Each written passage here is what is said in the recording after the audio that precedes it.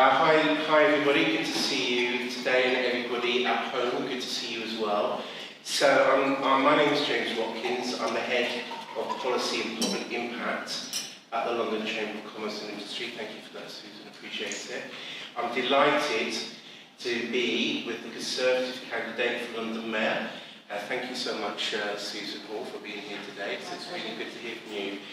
So first of all, I want to say how important it is that the voice of business is heard in this election, to all of you in the room and to all of you at home today, because it's us, the wealth creators, who actually drive economic growth, who actually create the jobs in our city. As we know, over 20% of UK GDP is created here in London, but we also know that there are very, very serious issues in our capital, where there's issues to do with policing, issues to do with transport, issues to do with skills, the list goes on. And what business wants to hear from Susan and also from Sadiq Khan, the Labour candidate for Mayor, and also from the other candidates, is what practical issues they will actually do to make London not just a great city, but a world-class city, that we will keep our status, but at the same time deal with the deprivation that exists in too many parts of the capital. The London Chamber of Commerce and Industry is the capital's largest independent business representative organisation. My colleagues will tell me, who are sitting on the front row, that we've been around since 1880 something. I mean, they're heckling me, but they'll tell me later. A long time since. But I'm really grateful to the team that we have. But we are here for the long haul, and it's really been good to hear your views today. So Susan, once again, thank you so much for joining us. What it will start off is just really to hear from you, Susan. So I know that I'm going to be honest with you guys. I live on Harrow on the Hill, so I have heard of Susan before as a good councillor in Harrow. But I know some people may not be aware of you, bearing in mind that London is larger than Belgium, for example. So I wondered maybe, Susan, if you can outline why you decided to actually go for mayor. Afterwards, it must be a pretty daunting job, bearing in mind all the different challenges. What made you decide to go for it? It's not daunting, it's exciting, because I was born and bred in London. I've never moved out of London. I brought my two children up in London, and I've seen things decline as years go by. Having been a councillor for 17 years, I know how councils work. You'll possibly remember I was leader of Harrow Council. And then I moved on to the GLA, so I then learned how London works to a great extent.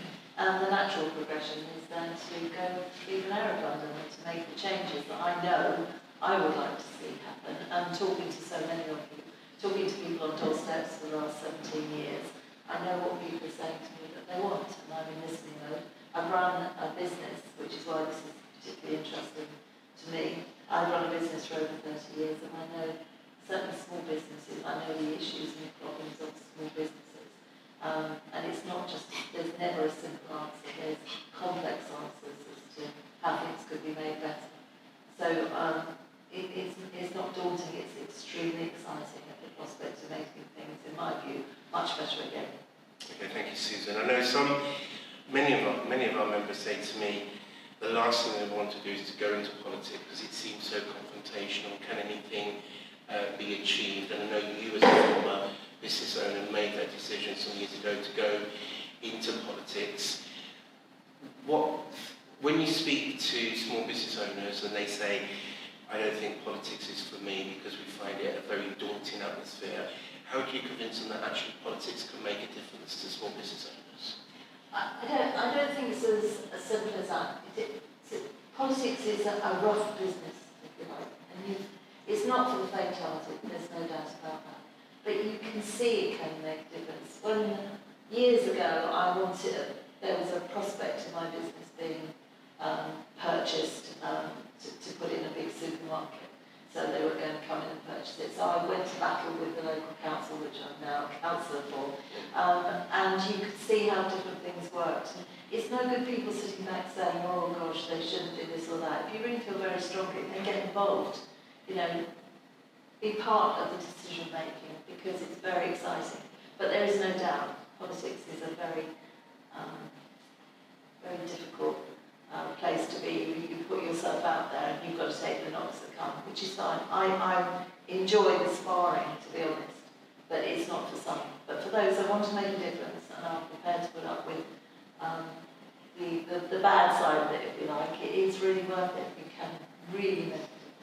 And the Mayor of London has got the best political job in the country, because you've got 4 years, and it's even the Prime Minister, we've seen how they can be replaced. You cannot replace the Mayor of London. So whoever gets that job on May the 2nd can go in there, roll up their sleeves, have a plan, and know that you've got 4 years where nobody can take you down, as it were. You've got 4 years that you can make a difference. So as long as you've got a plan, you know what you want to achieve, you must never promise that you'll do something when you cannot afford to do it or you haven't got the ability to do it. So as long as your plan and your promises are there, you know you've got 4 years to make sure you deliver on what you said you're going to. And it's absolutely essential. Some people will say anything to get votes. I will not, and I have never done that, because then people will lose trust in you. So it's important if you say what you're going to do and you make sure you've got a way of delivering it. Thank you for that, Susan. It's really good to hear about the power of politics, particularly at this very depressing time in our history. There are many communities, particularly the Jewish communities here in London, who are very worried and very scared, particularly after attacks that happened in Kensington and other areas of North London. The London Chamber of Commerce and Industry stands united behind the Jewish communities, the Jewish people in our capital. At this time, we have no truck with any form of bigotry at all, and we do pay tribute to the Prime Minister and the Mayor of London, who are reaching out to Jewish communities in our city. Susan, did you have a message to the Jewish communities and to the wider business community about how we should approach this very serious time? Yeah, it is really serious. Anti-Semitic attacks have gone up 60% just since the weekend. I read literally while I was sitting in the room out there that 2 schools in our sort of area have had to close down for safety reasons. I absolutely stand with the Jewish community. I've never been so shocked and horrified as I'm sure you were when we were seeing things develop on Saturday. We absolutely stand with the Jewish community, and this is not a time for politics. Politics should not be muddled up with this, because this is all too serious. We've really got to find ways of keeping our streets safe in London. It doesn't matter what your politics are, the most important thing is to keep all of our citizens safe. It's essential that we all work together to do that. Well, thank you, Susan. I think it's really fantastic that all parties can unite at this time to support people at this time. I agree, it's fundamental. Thank you for that message. So we're going to discuss the issues, and there'll be a chance for all of you in the room to ask questions in a moment, and I know a few of you have sent me questions already for me to ask Susan. So let me kick off with the issue of transport, if I may. So I know, Susan, you've been a vigorous opponent of expanding ULEZ to outer London. We've got within the London Chamber an Environment, Sustainability and Green Growth Committee where they've debated the issues of how will we improve air quality if we do not have a ULEZ. And of course everybody remembers the decision of the South London coroner where poor 9-year-old Ella sadly passed away due to poor air quality near the South Circular. If we don't have ULEZ, and I know you're committed to abolishing ULEZ in outer London, what steps would you introduce as Mayor to actually improve air quality? Yeah, and I can understand those concerns, but can I just assure everybody at the beginning, TfL, Transport for London, themselves did an impact assessment on the expanded ULEZ and showed that it would make virtually no difference at all to air quality. So I think everybody needs to remember that. This is nothing but a tax grab. And in the books they've put £200 million into it. And if you saw the emails I'm getting for people that just don't know how they're going to get to work, because very often the poorest in our societies work, shift work, etc.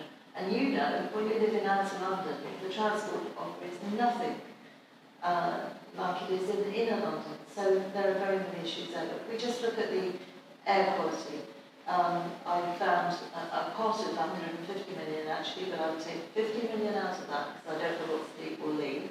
50 million out of that, put in a pot that councils can bid into if they've got a hotspot somewhere in their borough where they've got an air quality issue. Because those of us that live in outer London, I mean, in some areas we've got farms and open fields and all the rest of it. So we might have hotspots, and this fund will be there for councils to bid into it. It could be anything that's causing that, and hopefully that money will be able to assist with dealing with it where it is, not a blanket tax for everybody to have to pay. I'd leave the inner ones as they are, but it's the outer ones. Outer London is so different from inner London. Absolutely. I know that the mayor would say, well, he got data, modelling data from Imperial College London, and he's relying on that data. But you're not confident with that data from Imperial College London? No, the impact assessment the TfL did themselves, so it made no difference. Somebody has contacted me and is trying to get Imperial College to say that the advert that he put up saying that the ULEZ in the inner London reduced air quality as in improved it by 50%. And they won't put that in writing that it's down to the ULEZ. The Imperial College did a load of research. They got £1 million, I think, for it, but they won't verify certain things. So we're looking into that at the moment. But, their own impact assessment showed it made virtually no difference to it. Okay, that's interesting. So you're looking into that data. Okay, thank you. I know that the London Chamber was very concerned, Susan, because initially there wasn't really a vehicle scrappage scheme, and we were worried that if there wasn't one, many of our members would frankly go to the wall. Eventually, as you know, we spoke with the London Mayor Sadiq Khan, and there is now a vehicle scrappage scheme, £7,000 per vehicle, up to 3 vehicles either retrofitted or replaced, and now there's a scheme for £2,000 for 1 vehicle retrofitted or replaced for Londoners who are not small businesses or at all, and also who are not charities for that matter. In your view, is that vehicle scrappage scheme fit for purpose, or should it be improved upon in the here and now? Well, take my view out of it. My builder came round the other day to have a look at something, and he pointed in his van. He said, look at that. He said, I'm going to be in debt for that for I forget how many years. He said, I can't afford it. He said, I can't afford to be without my vehicle because I can't work, and I can't really afford to have got this loan for another vehicle. And then I won't repeat the words he said, because they're unrepeatable here. But this, and he said all his mates are in the same position. It's like the £2,000 for normal saloon cars, etc. That doesn't buy you another vehicle, so you've got to borrow money. So many people in the cost of living crisis that we're in now cannot afford to buy another car. Even with the scrappage scheme, it doesn't pay for another car. And so many older people have said that they wanted their car to, and I quote, see them out. They used it once a week, etc., etc. They now they've still kept the car because they can't afford a loan, and when you're that much older, getting a loan isn't easy. And so they're having to pay £12.50 a week when they go out once a week to go to the shops to use their cars. I have to say they're praying that I get in on May the 2nd, so that because I will take that the ULEZ expansion out on the first day. Okay, all right. Well, thanks for making that really crystal clear for all of us, and we'll hear from you guys very shortly. So one of the other issues when it comes about businesses talk to me and my colleagues about when it comes to transport is the issue of government funding for transport. Now, I know you've raised your concerns that the current mayor has been incompetent, you've said, in terms of how he's handled transport for London. But the business community, well, some of them are conservative, some of them are other parties, most of them, frankly, don't support any party, they're floating factors. They often say, well, London seems to be the only global city in the world where fee income, basically passengers paying for tube fares or bus fares, is actually reliant on supporting the transport network, and the block grant from government work, whichever party happens to be in power, because it's been going on for many, many decades, not just under Conservative, under Labour governments as well, and the coalition government, that whoever is in power, central government should really step up to the plate and actually give more money so that, number one, whatever is the situation with Sadiq Khan, at least the Department for Transport and the Treasury will play their part so that we don't have the problems that we've seen, which we don't necessarily see in places like Singapore, for example. With those businesses saying that to me and to my colleagues in the front row, do you think that's correct, or do you think it's more, what's your assessment of that situation? Transport in London at the moment is almost if you're looking at the roads to start with, they're gridlocked. And lots of businesses I talk to are businesses that rely on their vehicles for their work. With the LTNs, with the 20-mile-an-hour zones, with no seeming control over roadworks all over the place. So London itself is gridlocked. So we need to deal with that, and I would take away the 20-mile-an-hour zones on places like Finchley Road. I look at the new layouts, particularly the cycle lane in Park Lane, when there's a cycle lane next to it. So first of all, I get the roads working, because that affects so many businesses in so many ways, whether it's getting their deliveries, whether it's using the vehicles themselves to get around. With regard to fares for transport, etc., TfL needs to be looked at. There are so many things wrong with the finances of TfL, and we're doing a dive into it at the moment, but I think as mayor I'll be doing a deep dive into it. We've got people that aren't paying their fares, we see fare evasion, we see so many different things that are incorrect, and to be honest, there isn't a simple answer. There's lots that needs to be looked at that. Sadiq Khan is always asking the government for extra money. He does it in housing, and yet he hasn't spent the money he's got. So if you are taking money, taxpayers' money, because it isn't the government's money, it's not Sadiq Khan's money, it's our money, spend it properly. And as business owners, and you're all in the audience, I've run a business for years, spend your money properly. Because all of us that run our own businesses, we watch every penny, don't we? Because we have to. You know, especially if you run a small business, you've got to be on it all the time. And we make sure every penny is spent properly. When you are looking at public bodies, I'm afraid money is not spent the same ways as you and I would spend our money, in any which way. Wastage is obscene sometimes, and that needs to be looked at. Well, I think that's really good to hear that you all cut down on waste and that you've identified. Clearly, you're right when it comes to the members in this room and at home.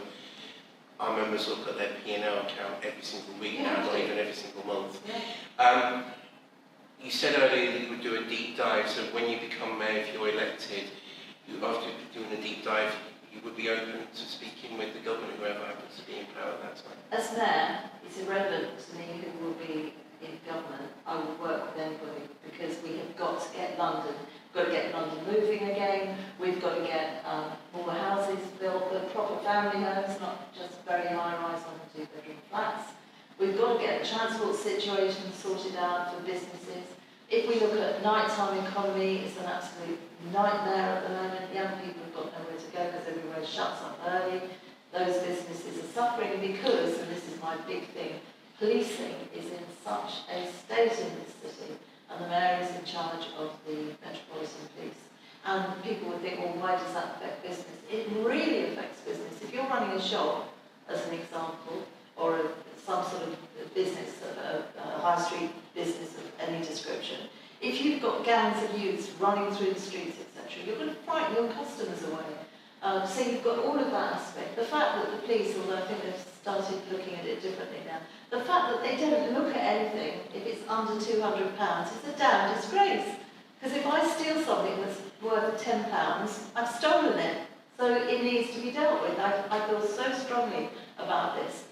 You know, as shopkeepers, we work really, really hard. Why should we allow, or why should it be allowed that we have people walking into our shops that can steal something, and because it's under £200, you know, you get a number from the police? It just encourages people to come back in again and steal another 180 quid worth of stuff.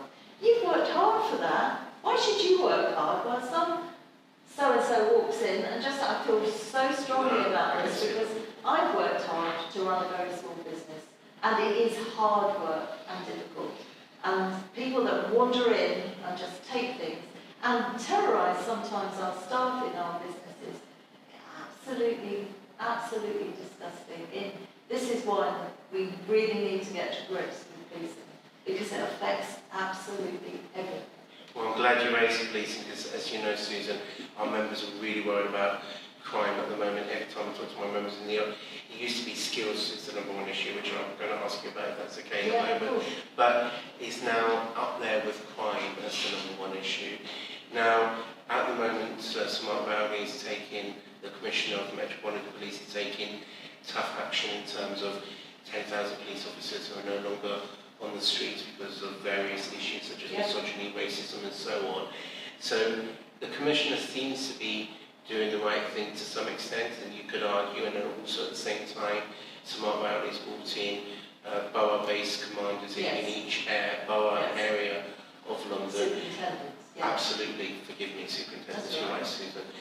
But fundamentally, we still have this problem. So when you become mayor, if you're elected and you become mayor, on day one, what will be the number one issue to deal with this crisis that particularly our retail and hospitality members are doing day in and day out? Bearing in mind we've got this 10,000 shortfall of officers because of the misogyny and racism and other problems that bedevil the police. Yeah, hopefully some of that will be worked its way through. Don't forget also, we've got more frontline officers now in the Metropolitan Police than we have ever had. But I would say to all of you, where are they? Because we're not seeing them on our streets, and that's what we need to see. So we need to get more police on our streets. I've located at the moment £200 million within the budget. Sadiq Khan has a £21 billion budget, so it's a very large budget. So £200 million that will go into policing. We've got to get more police out there on the streets, especially for those of you that run businesses in their front-facing businesses.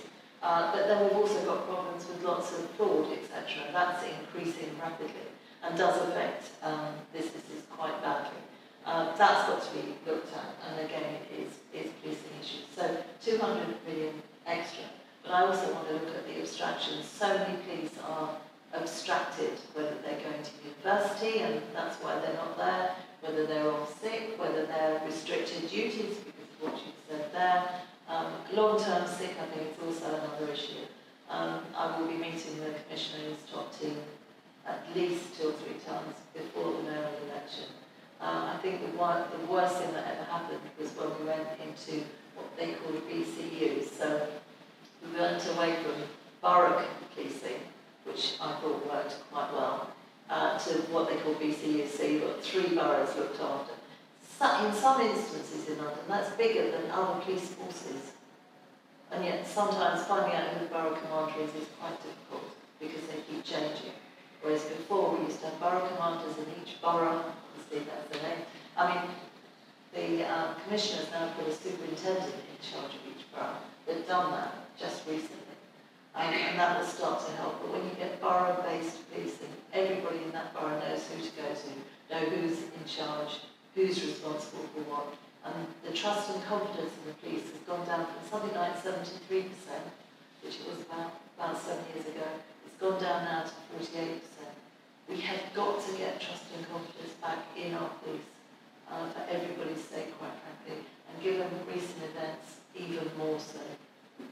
Policing is absolutely vital that it's got right, and it's always been my passion. We've just got to get this right for everybody's sake. Well, thank you, Susan. It's really good to hear about borough-based policing and for you making that commitment to the London Chamber today, so thank you. So there's another issue that some of our members talk about. So we've got in the room businesses who are based in the square mile, who are clearly driving the UK economy, and we celebrate that, as you know, the wealth creators here at the London Chamber. But it is a fact, as you know, that we have the highest level of child poverty, higher than even in Teesside. What are we going to do about these areas, these boroughs that have been deprived generation after generation, when on paper, because they are in one of the greatest cities in the world, they should be thriving, being close to great transport and other business opportunities? What can you do as mayor to ensure those deprived areas are no longer deprived? Well, if that was easy, I think I would have hoped that over the years it would have been dealt with. It's not easy. One of the things from a business point of view is we must make sure that everybody, young, old, male, female, from any background whatsoever, gets an opportunity.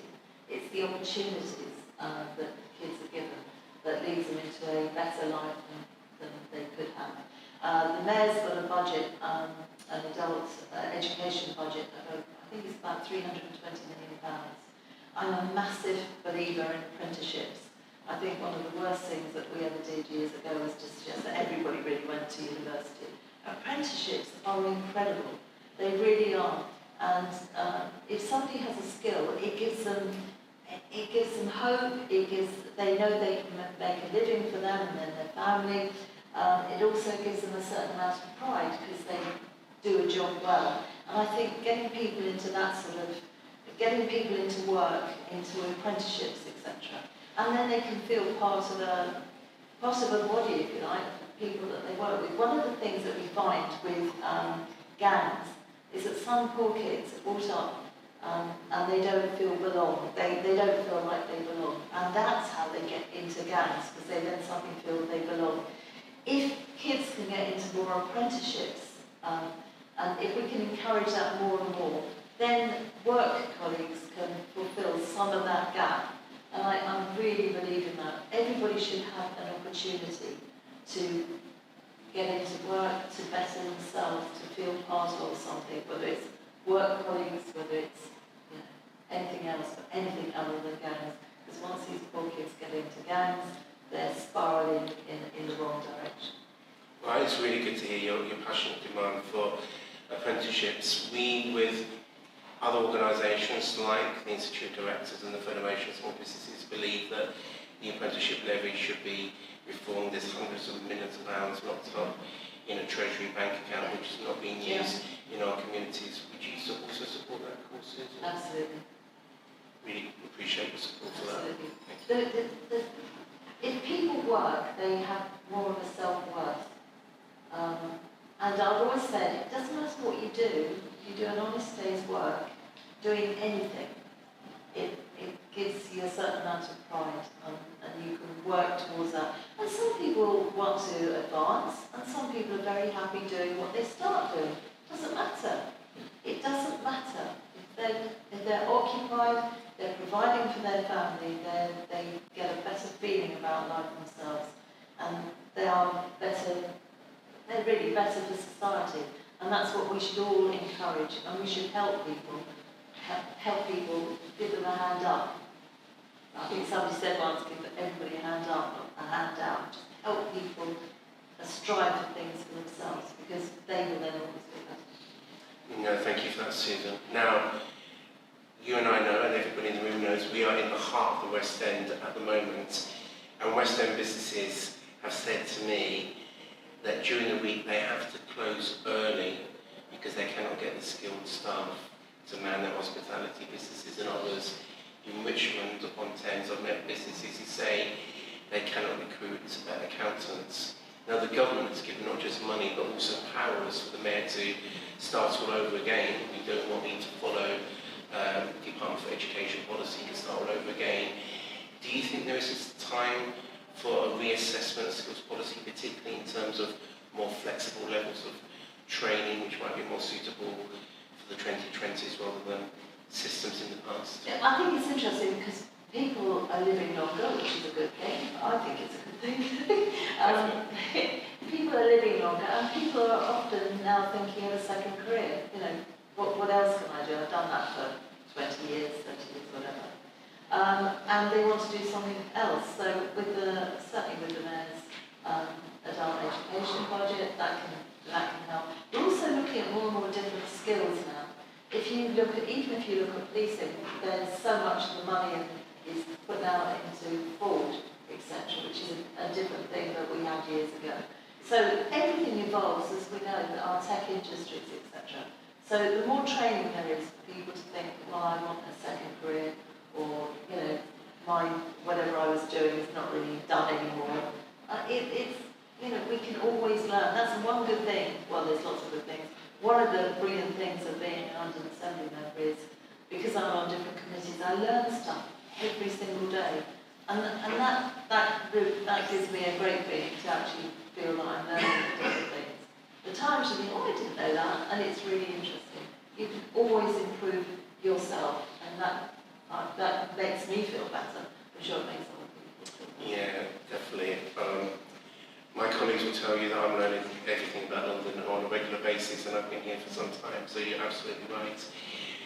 I think this takes me to another issue, which is the role of businesses who drive the capital's economies. So businesses in this room and people at home, they're going through a cost of living crisis Yes. as well. We've seen since the war in Ukraine that energy bills have gone sky high. There are people who are like dry cleaners and others who use intensive energy but are not getting any help from the government, admitting it's a government issue, not a mayor issue. Is there any powers you think that the Mayor of London can have to help businesses with the rising costs at this time? Because the current mayor, says that he wants to help in terms of a business support program. Do you think that is the route to help businesses during this cost of living crisis, or is there any other powers that you could use as mayor to help firms? It's different. People always say about businesses, businesses cover everything. From somebody who walks dogs for a living, which thank God they do, to Shell, which is I think our biggest employer. All businesses have different needs. Some businesses need more staff. Our housing shortage is a massive problem for that because we want more and more people to be living in London, and families, we need families in London, and all getting 1 or 2 bedroom flats. So there's all of that issue. Other people need customers, and if we don't sort policing out, that is going to be a real problem in other areas. There are so many different things. This is why I've been talking to loads of businesses over the last couple of months. I will be continuing to talk to businesses. And my deputy mayor, when I'm there in London, will be from the business community. But people that aren't in business just say, oh, business. But all businesses are different. They're run differently, they have different requirements, they have different issues. But if we had a mayor that sorted out the police to make sure the streets were safer so our customers can feel safe coming to us, a transport system, whereas if we're running a nightclub, our customers could get back home safely, etc. Our staff could get into work reliably, etc. And if we sorted out housing, that we'd have more of our staff living in and around where they're working, then everything would be much easier for all businesses, depending on what they require. All businesses need something completely different. All businesses are quite quirky in that respect. It's so true. Now I have to ask this next question because I know there's people in this room who are involved in international trade, and they often raise this issue with me. The Department for Business and Trade has removed basically all international trade advisors that help small businesses to export across the whole of the southeast of England and London, while in areas like the Midlands and Scotland, those advisors have increased so they can help small businesses. Sadiq Khan, the current mayor, is saying, well, I have a business support service that will try to fill the gap. Is he doing the right thing, or should there be more to try to help those firms to export for the first time?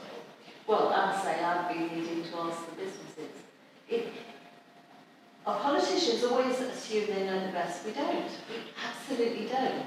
We have to rely on listening to people like you. What do you need? I'm assuming all of you run a business. It would be interesting to hear what you need. Because politicians should listen. This is where Sadiq Khan's gone so wrong when he asked London Units. He listened but didn't do anything about what people wanted. The best people to tell me as the future mayor what you need are you, because you know exactly what you want. And I am absolutely in listening mode. I know what I think. I certainly think that better equipped advisors to help you with your businesses would be a good idea.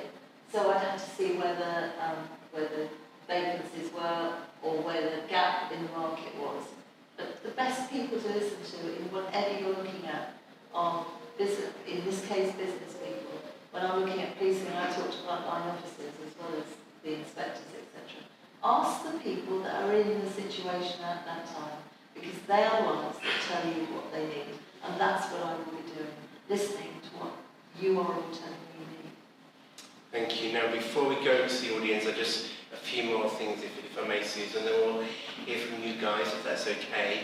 So you mentioned affordable housing. Now, my colleague wants me to raise affordable housing, so I will definitely do that. But actually, I can say that we're about to announce a survey we commissioned Savanta to ask what were the top business issues in London.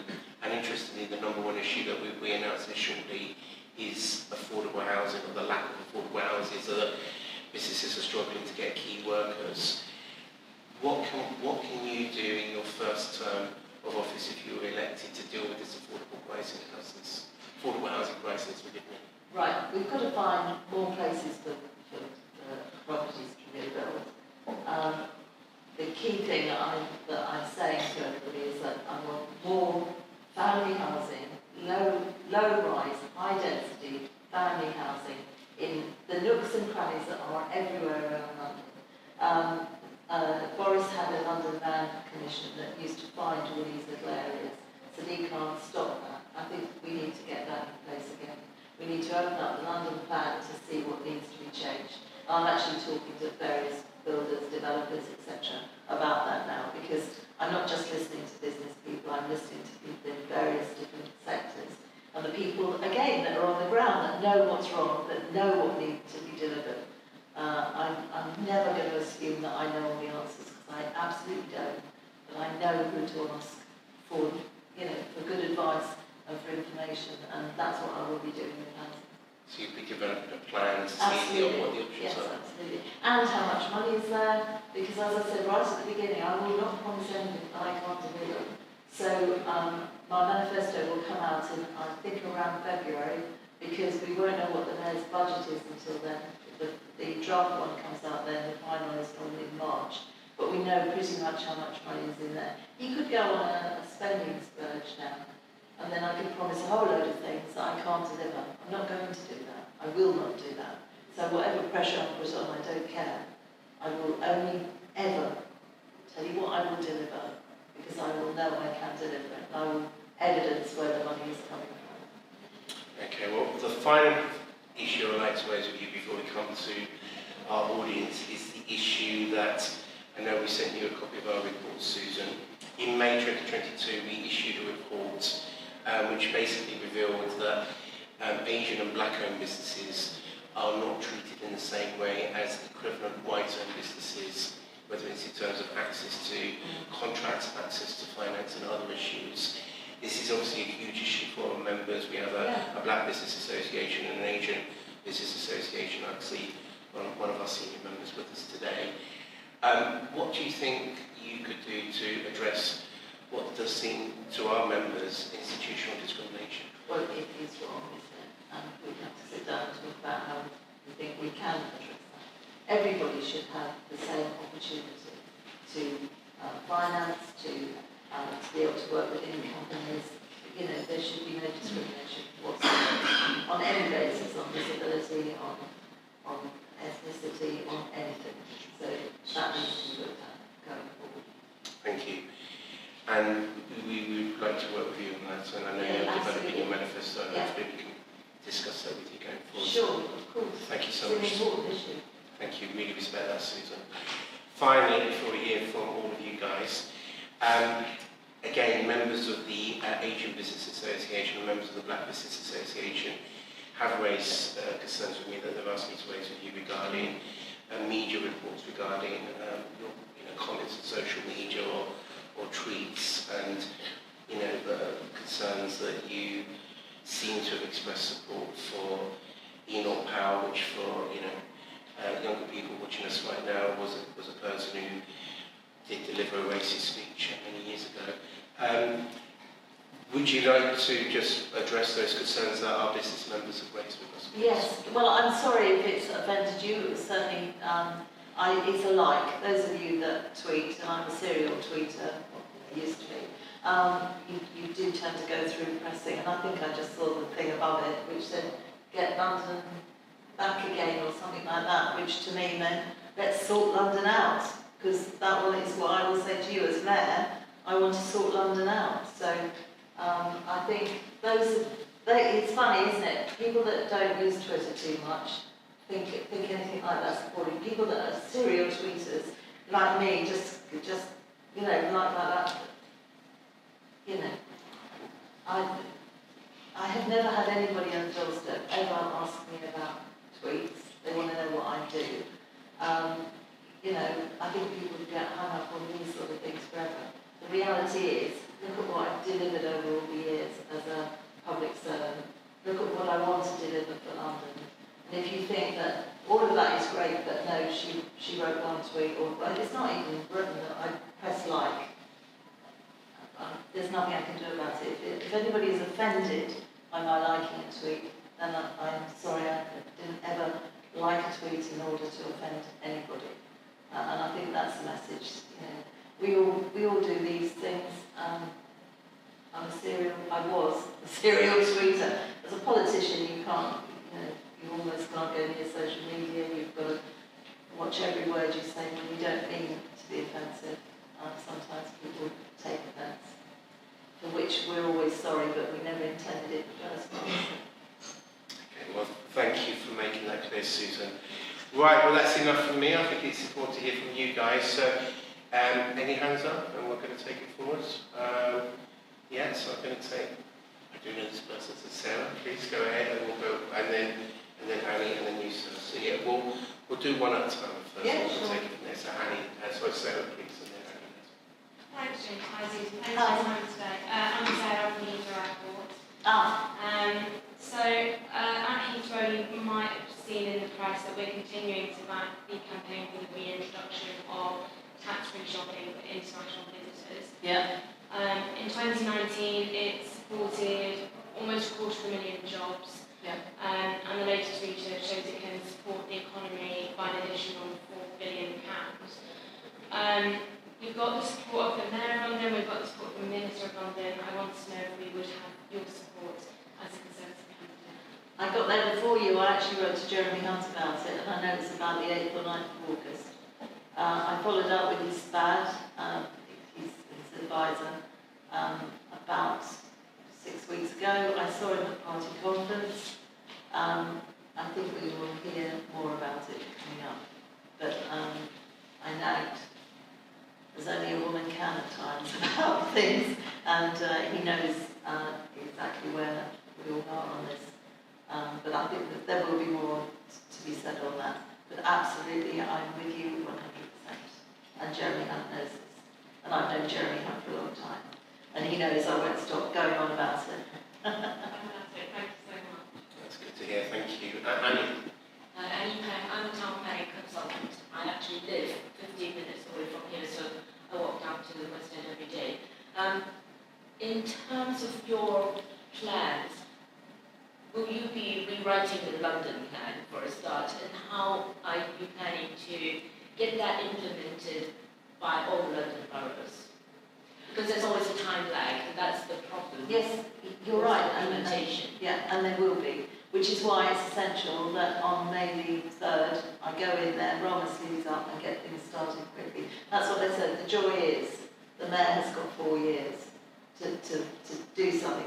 So you've got to know at the beginning what you want to achieve. You've got to know how you're going to try and get there. And you have to get some things in place straight away. And that is exactly one thing that would have to be looked at. I've got various planners, etc., and developers coming to see me to talk through various different things that we can do around all sorts of things, planning, housing, what we need to change within the London plan. It's early days yet, it's another 7 months, but I'm absolutely still in listening mode because there must be other ways of doing certain things.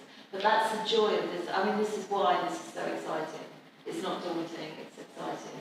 Because if you know what you want to achieve and you know how you've got to get there, you all run businesses, get in there blooming quickly so that you can make sure that by the end of the 4 years, I can say to Londoners, I told you I'd give you this, and this is what you've got. And that's so important to me. So yes, you have to get in there quickly, because you're right. it can't be done overnight. And the power of persuasion is frequently required with various different municipal bodies. But I've got on very well with various different politicians, believe it or not, over the years. I became leader of Harrow because I did a deal, if you like, where I got on well with some Labour councillors, and they moved over to support me because they liked what I was saying.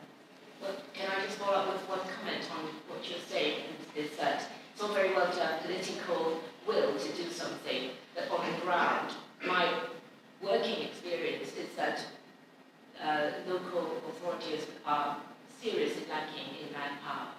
So in reality, a lot of work is delayed significantly, which affects development, affects owners, affects businesses and their plans. So Yeah. perhaps you can help with that one as well. We'll have to see. We'll have to see how much money there is. I know City Hall has got an incredible amount of staff, an amazing amount of staff. It's ballooned like you wouldn't believe.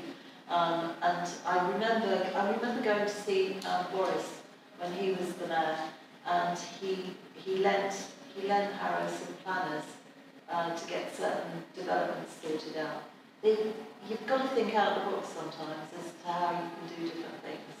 And as a business person myself, I think we all think out of the box. We have to survive, and that's what we've got to do. We've got to put an element of it. I can't do it that way, so what other way can I achieve this? Because if you're determined to achieve something, you just look for the way to achieve it, and then you can, and I will. So I hope in 4.5 years' time you're sitting there saying, yeah, you did it. Okay, thanks, Susan. Yeah, please, sir. I'm Sid, I run a construction company. We're basically at Heathrow. This is thinking out of the box, and it's more of an observation.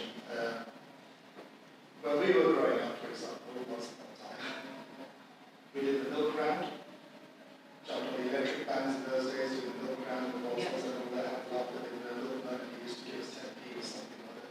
Yeah. Air quality was terrible. You couldn't walk down the road, you could not see in front of you, the smog and everything. Every other person that was in school in the class was on the salary was more than paper. And I mean, what the air quality is now compared to, let's say, the 70s, and where we are living, and it's literally like a bit of paradise compared to the times that we, got raised, living rooms with paraffin heaters and stuff like that. But we also developed a work ethic as we were younger. But you as a mayor now, one of the things that we're noticing is that yesterday I was in the park in Magpies in Heathrow's up there, thriving business. A lot of pubs would die to have that sort of trade they've got. They got some youngsters in there, they have to stack them all the time with youngsters because there's no work ethic. I mean, what I'm trying to say is this. People are now getting through the workforce to places like from the age of 16 and so forth and stuff like that. A lot of them don't understand what work is, sadly. What is actually involved in work. Is there something you as a mayor, rather than, apprenticeships are great, a lot of none of my family members left their A-levels, they've gone to apprenticeships, they're doing well, my son up there, so on, etc., right? They're great, because, a lot of people. But again, I'm trying to sort of like see this and trying to sort of like think, why is there no thinking university where you can draw people at a younger age that may not want to study up to the age of 18 at maths and A-levels and all this sort of thing. How can they be drawn into the world of work and through work they can continue to learn and start their apprenticeship early? Great question, thank you. It is. I mean, the problem you've got is there's a whole society. I'm going to Brazil in November. Now I'm really talking to people there in Brazil, how they can come here and work for me. I'd rather invest in them because the work is completely different. Yes, Susan, thank you. It's a difficult one. Work ethic generally comes from the family. My mum and dad worked exceptionally hard, and I just assumed that I would. I didn't think anything different. And you very often do see that. The work ethic does come from so how do we install it perhaps for kids that aren't lucky, like our kids are, because my kids work very hard too. How do we do that? Do we do it if it's not there from the family? Do we try and encourage it in schools? Do we try and encourage it from peers? It's a difficult one. It's important that the work ethic is there and is encouraged. I don't know what a mayor can do other than make other things around more attractive. And so when you've got an area we were talking about of deep deprivation, how can we get into those areas to help those families to start to create a different atmosphere? To get them to want to work harder. It's a very difficult one, and it's a society issue more than within a mayor's control. If we get time, we'll come back to you, sir, I promise. But I know this is, I think what you're saying, sir, is linked to our call for flexible, agile learning so that those young people have a taste of work and also of skills. And I think the London Chamber agrees with you that we need that flexible approach. If you could consider that, Susan. Yes, but it's getting them to want to go there in the first place. What you're saying is absolutely right, and I support that 100%. It's getting kids to want to do it. And that's where the issue lies. Okay, thank you, sir. I'm going to go from the back and go forward, and I'm going to take the gentleman at the back first. Yeah, please. Ned? Yeah, the taxi driver, sir, that we've spoken to. Yeah, please. So you mentioned policing, and I came back from New York earlier in the year. And New York's a very similar city to London, and I googled it, and the NYPD have a very similar number of officers that we have in London. The big mystery there is, on every single corner in central Manhattan, I saw either a policeman in the car or a police officer standing on the street. And everywhere you went in New York, there was a police presence, and I felt totally and utterly safe at all times. On the subway, on stations, absolutely everywhere. London, the police are currently under special measures. The current mayor has directed the police, he's given them a directive to issue 1 million speeding fines this year. Meanwhile, you don't see a single officer on the street, knife crimes out of control. Phone snatches are now occurring on a daily basis. Only anyone in the room has not seen a phone snatch at some time. What are you going to do differently to get policemen back on the street, police officers back on the street, and make London safe that the current mayor's not doing? He's certainly not doing it right. Yeah, okay, yes, there is a burn stolen every 6 minutes in London. I think the area of London is a lot more than New York. I'd have to look that up. I'm talking central Manhattan, which is the equivalent of West End. Yeah. So I don't know how many officers are in there. The Metropolitan Police have got 35,000 frontline officers, 10,000 staff, so 45,000 workforce. And yes, where are they? I said that at the beginning. I think that one of the issues, but I've got to talk to the Commissioner, is that so many officers are in so many different teams now. And actually what they need to do is start, if you like, and when I say at the bottom, I don't mean it in that respect, we've got to start getting the safe neighbourhood teams back in properly, and so that they actually work there, so that they are walking around the streets, etc., and get the town officers back in the towns. Unfortunately, I was in Wandsworth a short while back, and the neighbourhood police officers were saying that they're distracted constantly. They're going to response cars, they're going somewhere else, they're doing something else. It would appear that if ever the Metropolitan Police need officers, the first thing they do is take them off what we would call the front line. Well, that's got to stop. We have got to have more police presence on our streets for the sake of our shops and businesses there, and for the sake of people starting to feel safer. I could not agree with you more. Okay, thank you for that, Susan. Gentleman with the blue shirt. My name is Eric. I work for the University of East London. So we have a lot of students come from IMTQ5 and also a lot of international students. What we've seen in the sector, especially for London higher education institutions, is the cost of living is driving international students and home students further away from campus, whether it's the University of Westminster.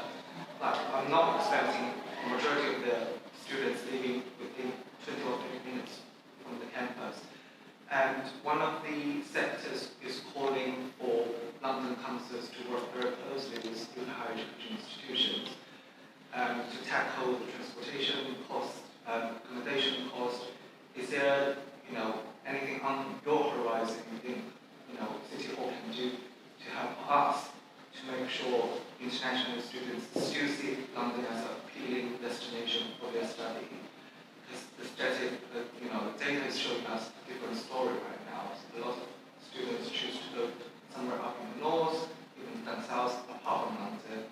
to, continue their study as an international student. So is there anything do you think City Hall can do to help us and to work with business, ask business to work with us to employ students as well? Because we've seen a lot of barriers when helping international students to secure their placement, internship, and job opportunities. And we spend quite a lot of time educating those businesses about international students' right to work, especially coming, from organizations in the public sector. So I'm just wondering if there's anything on Thank you, sir.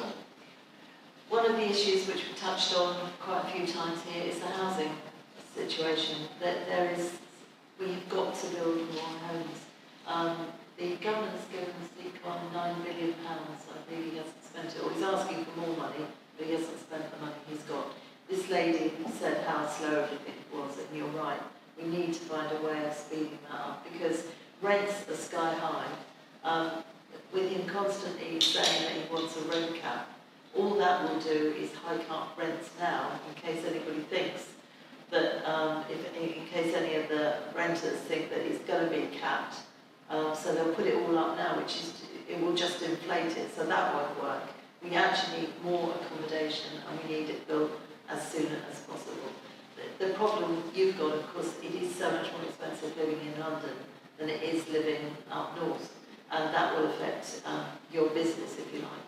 There's not a lot we can do. London has always been more expensive. But certainly, if you just look at the normal economics, demand and supply, if there's a high demand and the supply is reducing, then the prices are bound to go up to get equilibrium. It's basic economics. We've got to get more built. We've got to encourage people that have got homes that are empty to either rent them out. So, the bureaucracy around renting out now is quite incredible. So perhaps we could look at that to see if we could get a deal done on that anyway. There are many ways of dealing with various different things. We've got to look at what is stopping people renting their empty homes out. We've got to look at how we can build quicker and more family homes. All of these different things will build up to a better situation in London for accommodation and perhaps build more halls, which is what you would want to do. Okay, thank you. We're getting hands going up now, so I'm still going to take it one at a time. Let me see how we go. We've got little groups of three, but I'll work it out later. See you, please. Thank you, James. My name is Monty. I'm from West London, very near to your Harrow. My question is, do you have a plan to stop growing this beggar? Beggar is everywhere, and it's not going down, it's going up, the beggar in the high street. Every corner, every bank, what do you call it, ATM machines, everywhere they are like organized beggar, and people are sitting everywhere. So do you have any solution to take them out or something? This makes borough very poor, like a third world country. Yes. We never seen. I'm from Nepal. I've been staying in Ealing for the last 50 years. I never seen like that. Well, very often they're organised gangs. Yes. Do you have any solution rather than Well, the police should be stopping them. It's as simple as that. They're organised gangs. My daughter rang me up a few months ago and said that she was watching people being delivered, and they were going in there, and she recognised them, and they were delivered, and then they were collected at the end of the day. So it's some sort of racket going on, but it's got to be disrupted by the police. Again, we go back to problems within policing. I'm afraid, I have to tell you, I'm a massive police supporter. It sounds like I'm not. I want to be part of the solution, because we've got to solve the problems within the police. I do this is what think when you become mayor? that's it. Absolutely. Okay, thank you. We're going to go on this side now. So, yeah, please. Yeah, hi. My name is Iram, and by default, I'm also a professor, and I teach global governance and social media, which is a part of economic development. But I also run a small business, and as a professor, I've been teaching for the last 7 years. I've just come back from Africa, teaching there as a visiting faculty. King's College, I've been also there. They had this article this time, and I'm sure seeing you here makes a lot of point out there that what women want and why women will dictate the next election. So I'm sure that you will have a good reason to be here right now. But my only point is that on small businesses, I also run a small startup, and I feel startup. It's, it's a startup. It's about, it's called Pine UK, and it's all about people interacting in network and contributing to startup in any way of source they can. But I think as women-led businesses, I feel that it's not the same. I was a part of the Boris Johnson's entrepreneurship program, which was very successful.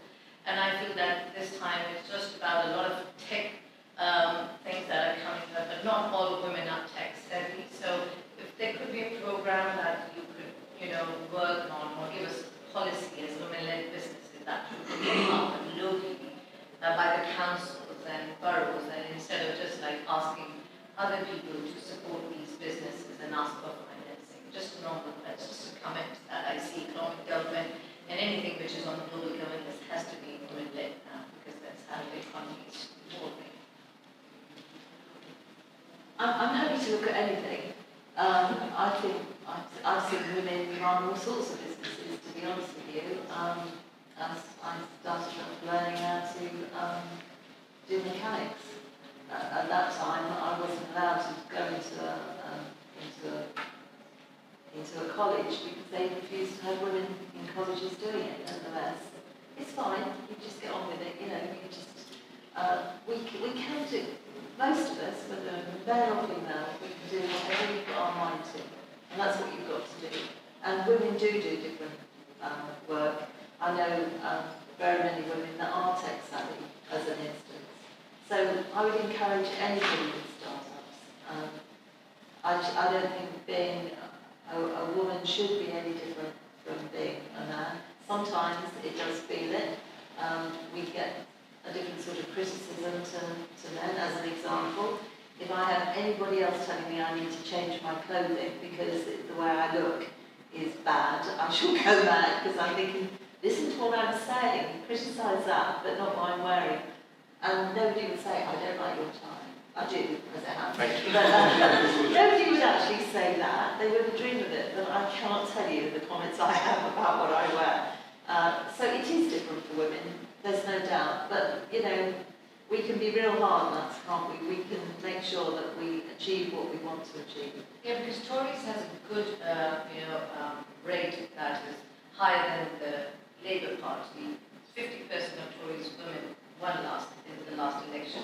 I think that's a good stance for us to proceed in that way, and take our business independently more than having any gender-based support out there. Yeah, thank you. Okay, a colleague at the back, please. Hi, another London Airport here, Lucy from London City Airport. I arrived slightly late, so apologies if this has already been covered. We really appreciate your support with earlier London Tube and DLR services for our shift workers, who, we have first flights, not just for our staff, but also for passengers as well. We want to get those first flights, but, there's not a lot of tube or DLR services at the early starts. Absolutely. And I was talking about the other end of it as well. If we want our businesses in London, our nightlife businesses to flourish, and for our young people to have somewhere to go at night and be able to get home, we need a better transport offer, 100%. And I can see it from the other way as well. And this, of course, has been made so much worse by this, the expanded ULEZ, because very many people that are on shift work used to be able to drive to the airport, etc. And now they can't, because they can't use the cars that they had. So that has made a big difference as well. I absolutely agree. A successful city is a moving city. Out there we've got gridlock streets, we've got a transport system that isn't as good as it should be.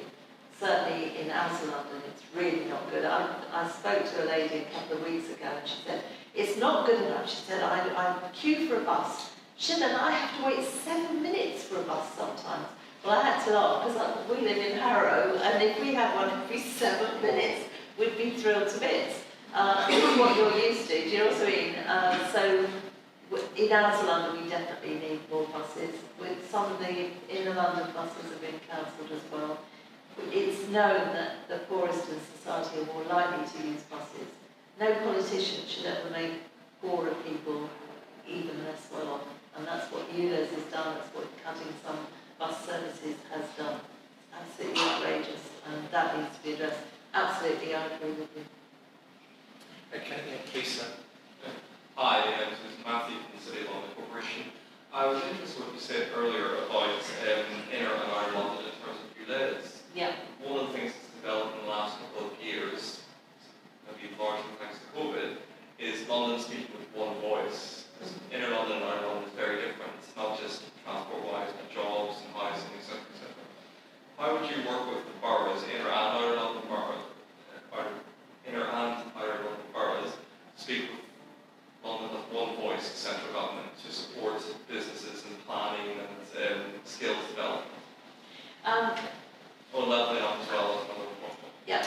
In lots of instances, we do speak as one voice. We all want a much better police service, as an example. It doesn't matter if you're in inner London or outer London, all of us can agree on that. If we're looking at housing, we need housing all the way around London. Some things are specific to outer and some specific to inner. I've got used to, I know how councils work. I've been I'm councillor for 17 years, been council leader, and as a London-wide GLA member for the last 7 years, I have seen different work in different boroughs, talked to different people in different boroughs, and what the mayor needs to do is to really interact far more with leaders of councils, etc.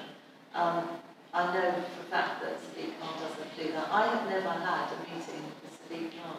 He keeps us, at arm's length. Even a lot of the Labour members, he keeps at arm's length.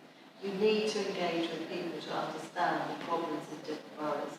You certainly need to engage with different businesses to understand different business problems. And as I said, no business is the same. It really isn't. Different businesses have different requirements and different problems. And you've got to first of all understand that properly, and I do because I run a business. So you talk with one voice when it's something specific to everything. But you can, as a mayor, you can talk about an issue that's going on in inner London or in the city that isn't going on elsewhere. It doesn't matter. You will be speaking up for all Londoners, regardless of politics, regardless of whether you're a big business, a small business. You've got to speak up for everybody because that's your job. It's an incredible job. It's a massive job. But you've got to understand your responsibilities, and they are to everybody and every business and every charity and every family. It's vital, and you've got to listen to what people say. Never assume that you know the best. You don't. Okay, thank you, Susan. I know we're beginning to run out of time, so I'm going to ask further questions before. Yeah, please. Anyone else? So this. Yeah, please go ahead. I'd love to ask you a question in regards to immigration and what you feel in the coming months on the immigration policies, whether people coming in, students coming in, input of neighbours, etc. What do you hear your thoughts on that? I'm a massive supporter of legal immigration, and we've got to look at what we need. There are so many businesses that need extra help in London, and legal immigration for that is exactly what we need. Obviously, I disagree with illegal immigration. We've got to know who is here. We've got to be able to control to a certain extent, or we should be able to. So that's where I stand. I'm absolutely for legal immigration. That's certainly in London. It's the lifeblood of London, but not illegal immigration. Do you think there will be more sort of other countries that London would be working with so that we could get other tenants to come to London in that sense? The immigration situation isn't under the mayor's remit, but certainly if a load of London businesses needed something specific, I would certainly go and talk to the government. And whatever political persuasion the government is, it doesn't matter. The Mayor of London has got to have a good relationship with the government. It's absolutely vital.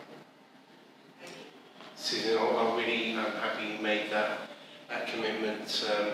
Our arts members are saying that they're having trouble having artists, singers, performers, whether they're whether in R&B or whether it's in terms of Afrobeat or whether it's classical music, coming to London. And bearing in mind we rely so much on arts, not just for enjoyment but for jobs and the economy as well.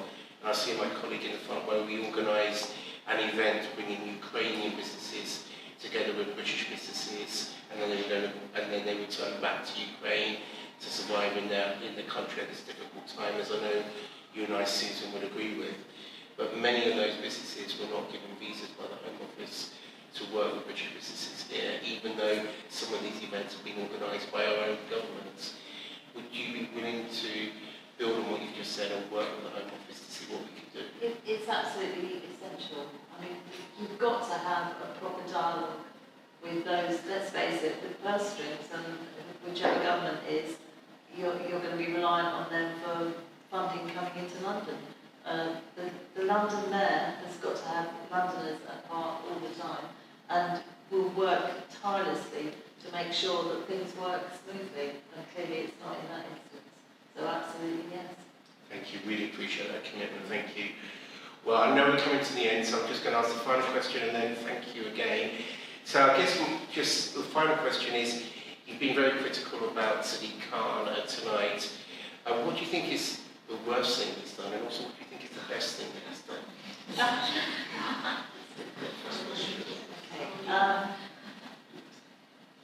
Okay. The best thing, and I really mean this, is the way he puts up with the dreadful Islamophobic abuse he gets. And he doesn't complain. You will never hear him complain that he drives around with two Land Rovers, armor-plated. What it is to keep him safe. And he has to have armed police officers with him. The streets of London are less safe than they ever were, but he doesn't complain about that, and that I admire him for. There's a whole list of things he's done wrong. I would say one of the worst things that he's done recently, because if you could see my emails, you would all understand, and this is just one thing. The ULEZ expansion, if you saw the emails I've got from people that are desperate, they cannot get to work. They don't know how they're going to take their child to the hospital. They are desperate. They cannot afford a loan for a new car. I've never, in 17 years, ever had the sort of emails that I'm getting now of people that are totally, totally desperate. Now, anybody would have a good argument against me if they can prove it made a massive difference to air quality. But it does not. All this is, £200 million is being put into the budget for the money that this will get. That is of the poorest Londoners. That is unacceptable. And he's been told, and when he went out to a consultation, it came back that people didn't want it, and he didn't listen. When a mayor stops listening, that is the worst thing. You have to listen to others. You are elected. You are so honoured to be elected. When you are elected, you do not listen. If you do not listen to what people are saying to you, that to me is a crime in itself. Susan, I want to thank you again. I want to thank the University of Westminster who hosted us today and provided the live stream. So I want to thank everybody, the whole team here at the University of Westminster. I want to thank everybody in the room who's been helpful. I want to thank the incredible team at the London Chamber of Commerce and Industry in particular. I of course want to thank our members who are listening now, and you guys who are absolutely at the heart of our business community. We are an impartial organisation, and we do hope that you guys will join us again when we're aiming to have this same conversation event with the Labour candidate for Mayor, Sadiq Khan. But Susan, thank you so much for answering these questions. We really do respect your time today. Thank you.